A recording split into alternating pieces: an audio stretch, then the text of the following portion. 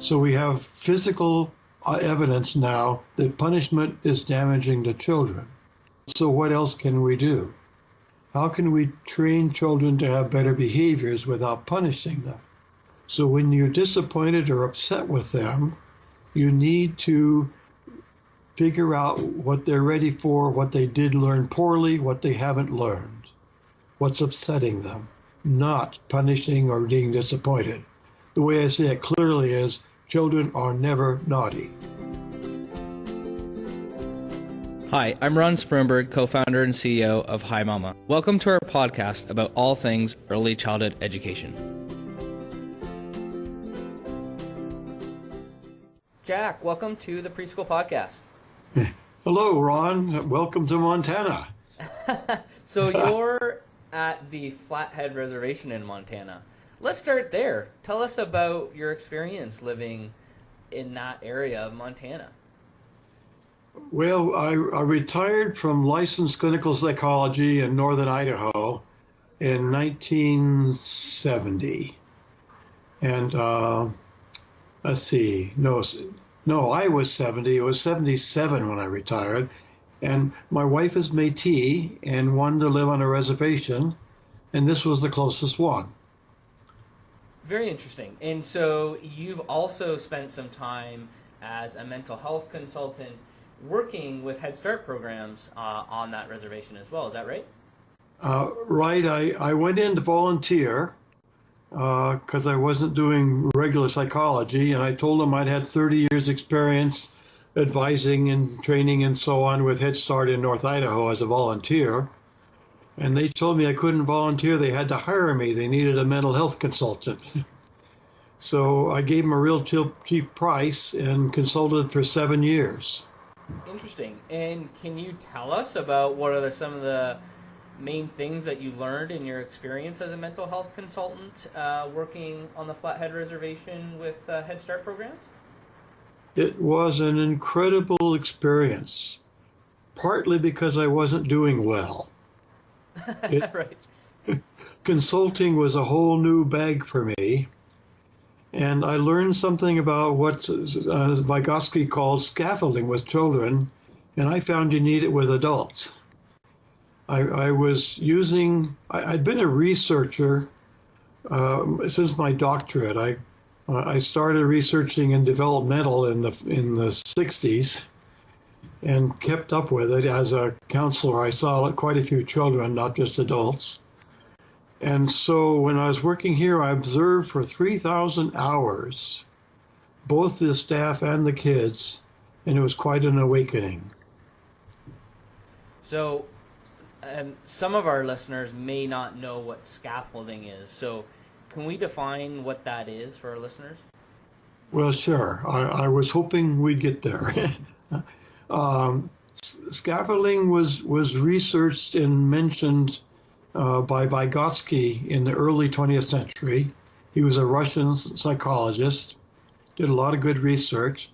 John Dewey talked about it as the growing edge. Jerome Bruner, these are famous psychologists now, educator and Dewey and probably psychologist, worked a lot with it. It basically means children was their emphasis. I'm adding adults now after my experience. People only learn at a place where they know enough to engage in the subject. And that's scaffolding. Your education is like scaffolding, helping them build their building of knowledge. Makes sense. So you said you observed 3,000 hours of time, both children and adults in this environment. What were some of the things that you observed to come to some of these conclusions about scaffolding being an effective method both for children and adults? Okay, well, I had all that experience working with kids and adults. I had research in development, which I then focused on child development more. And that got me into biology and genes and what we call how environment, this is fairly new information called epigenesis, how environment changes genes.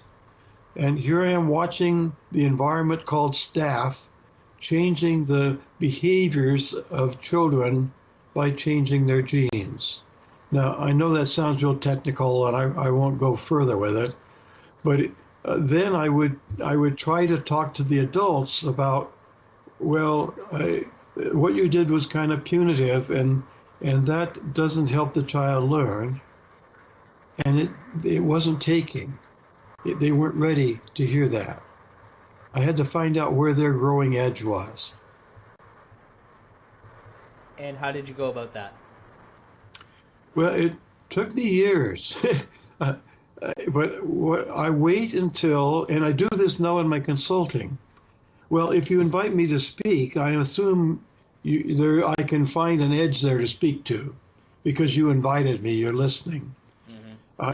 When you didn't invite me, I'm just observing you. I try to find what you're frustrated with, and then use my research knowledge to speak to that. Because if you're frustrated with a child's behaviors, you are asking questions, and that means I can scaffold some answers for you that you're ready for. Got it. So the one point you touched on was discipline and using punitive measures to try and rectify a disciplinary situation. But clearly that wasn't working in this scenario. So what are some methods or approaches that you suggested or worked with these early childhood educators on to be more successful? Okay, partly I told stories. Punishment has looked bad in correlational studies. That means you see a child punished and you followed him for up to 50 years, and a huge percentage of the time their life doesn't prove out well. And people keep saying that doesn't mean that you caused it with a punishment, but it is a significant worry. Now we're actually finding brain damage from as much punishment as 3 spankings a week. Connections, this is the genetic part, connections are not developed out to where a child is thinking, only to where the child responds like in fight or flight. So we have physical evidence now that punishment is damaging to children. So I will present some ideas like that to get their attention that it doesn't look good. But then I have to say, well, so what else can we do? How can we train children to have better behaviors without punishing them? And I've even added that being disappointed in a child is punishing them. Now, Ron, we're way out here with this. I just talked about this in Chicago, and about half the audience were really excited. About a third, or 30%, 50% were fairly excited, and 30% were somewhat excited. About 10% were unhappy with me. Well, one of them said, don't go to him again. Because we're so used to punishing. In the States, over 80% of parents say they believe in spanking. And it's hard to find a psychologist anymore that believes in corporal punishment. So what I'm saying is all behavior in children is what they've learned. They can't do any better than that. So when you're disappointed or upset with them, you need to figure out what they're ready for, what they did learn poorly, what they haven't learned, what's upsetting them, not punishing or being disappointed. The way I say it clearly is children are never naughty. Right. Not intentionally, I guess. It's more of that's what they know, that's what they've learned, so they just do. And I guess in this scenario, then, what would you do? So you're having a conversation with that child. Like, how does that play out then if you're not using discipline or showing disappointment in them? My favorite story is I would visit for 3 or 4 hours at a time, 14 centers. So I was only getting there about every 6 weeks. But in one visit, children knew that I was a caretaker, I was a hugger, I was never upset or disappointed. So when this little boy, I didn't see it until this bus flew across the room, this plastic bus. but I saw an aide standing in front of him looking upset. And I walked up and I offered this boy my hand. I don't know what the aide would have done, but she looked angry. And he thought she was angry. And knowing me to be a hugger who was never mad at him, he took my hand and we walked away. I brought him over to a chair, pulled him into my lap where he'd been before. And that's a big argument. We have another couple hours to deal with that one. We had cameras and things. Sex abuse wasn't an issue. Pulled him into my lap where he'd been before and squeezed him and asked him how hard I could squeeze him. Now, people who believe in punishment are upset by that. He just did a naughty behavior. He threw a truck or a plastic bus, and I was squeezing him and asking how hard. And he said harder. And I felt his body relax in my arms. And then I said, something went wrong over there, didn't it? Now, I've got his growing edge. I'm scaffolding some learning about what went wrong so we could learn to do it better. If he'd been punished, the dendrites in his brain out to the executive function, which is prefrontal, would not have been developing. Only the fight or flight ones would have been developing. So he was willing to discuss this with me, and I said, it looked like you were angry. Oh, yes, I was angry. Well, anger is very important to figure out what to do about it, because sometimes it gets worse when we don't express anger well. I probably said, don't do anger well or something. He says, yeah, or something like that. And I said, whenever you're ready to go back and play, I didn't even say play well. I said, go back and play, let me know. And he sat there in the hug for another couple of minutes and went back, had no further trouble the rest of the day. That's what I call training without punishment. I think he learned not to throw the truck, at least in the next couple of incidences. Learning doesn't happen overnight. Any suggestions for the early childhood educators out there who are working with numerous children throughout the day? It obviously takes a lot of energy to do this job day in, day out, dealing with children with challenging behavior, to have that patience. Because you might be able to on some days or some moments you might have the patience for that, and other moments you don't. Is there things that we can do as ECEs to help that from our side? Ron, this is so huge. I'll try to start it a little bit. First of all, early childhood caretakers need to take care of themselves. Get their lives as in order as they can. Get to bed early, which is one of their problems. I hear them talking about late night TV shows. Get up in time to have a relaxed breakfast, especially if you have children. And get to work with some protein and ready to go instead of coming in and having a cup of coffee. So, yes, I would talk to educators like the first approach to dealing with all those behaviors that get your goat is to have yourself ready. The second one is to realize if you can take the relaxed, not punitive, caring approach, it's effective more quickly than where punishment isn't even effective. So use whatever you got. If you come frustrated without breakfast, just at least remember the idea that you're making your life worse if you punish.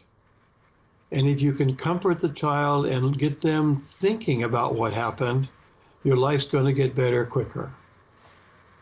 Yeah, that's a good point. Lots of times we talk about training and professional development and these kinds of things, but we sometimes lose sight of the very basic human needs of sleep and food. And so, as with children, we get a bit cranky when we don't have either one of those two things. So that's a very good point.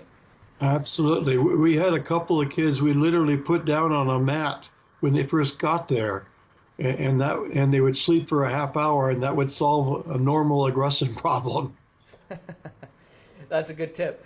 Any other parting thoughts for early childhood educators out there that are starting out their careers? The thought is to pay attention to what's happening in the psychological, or not the psychological science, in general scientific theory. Most educators have come from an educational background.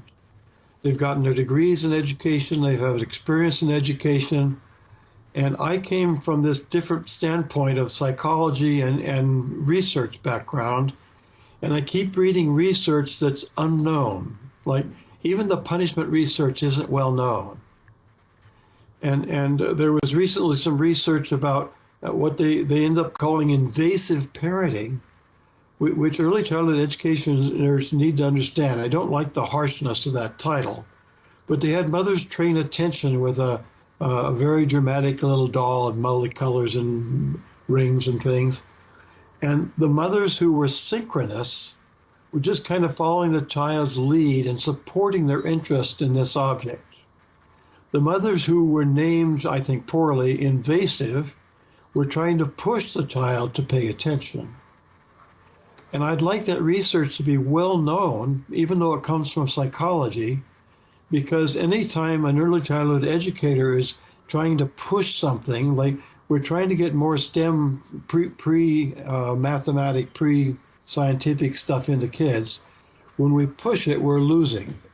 And we need to, this is scaffolding again, we need to follow their interest and support it. So I would love for people to pay, who have been in educational circles, to pay a little attention to the research coming out in a journal like Child Development. So there's kind of two factors at play here. There is the scientific theories and research themselves, and also implementing those theories and that research in practice. Where do you think the biggest gap is at the moment? Is it more on the actual research itself about brain development and child development, or is it with actually implementing what we already know? I'm confident it's implementing. The brain science has exploded. Epigenetic stuff started 20 years ago, but it's really only getting out to the public the last 2, and not very well. I just presented that epigenetic stuff in Chicago, and it stunned a lot of people.